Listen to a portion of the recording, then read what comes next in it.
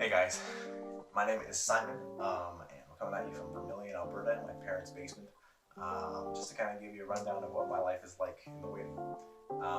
Yeah, as I said, it's nice to be in my hometown, to be around my family again. I used to not be able to see them as much, like before quarantine, but it's nice to see them on a daily basis. Eat my mom's cooking again. You can see my quarantine beard is coming in nice. My hair is getting kind of crazy. But yeah, it's been really interesting. I've been trying to connect with friends a lot, do video chats, do lots of online gaming, and then I've also been trying to be very creative. As you can see, I got my music set up behind me. I got a microphone and all my stuff here for it.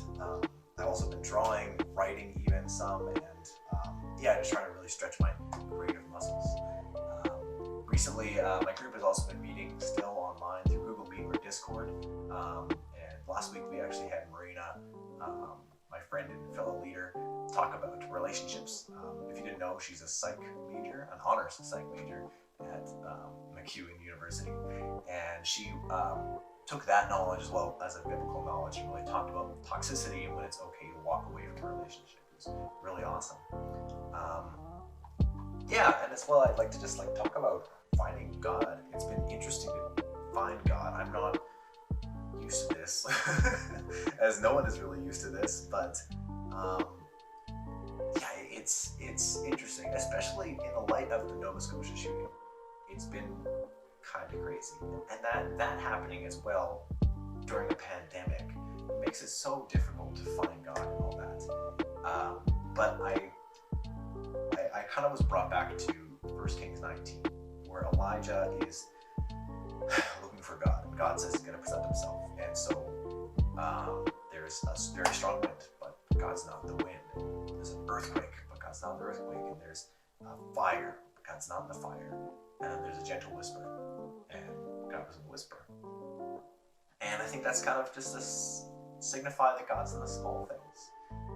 And the small things for me right now, my friends, I've had so many phone calls, video chats, text messages all the time, all those kinds of things. It's been wonderful. A big fear of mine going into this was that I wasn't going to have anyone to talk to, that I wasn't going to see any of my friends. And modern technology and God have proven me wrong. And what a time to be proven wrong by God. Yeah, we've also been running through our Abide packs in the small group. Recently, one verse really stuck out to me. I believe it was last week's pack. It's Proverbs 11, verse 1. And it says, "A false balance is an abomination to the Lord, but a just weight is his delight." And I don't know what it was, but the word delight just stuck to me. And I just wanted to be God's delight. And the fact that it's talking about balance there is just perfect for right now, because balance is so hard to find, and I'm finding it really difficult to balance anything right now. My life is flipped upside down, as with everyone else's, I'm sure.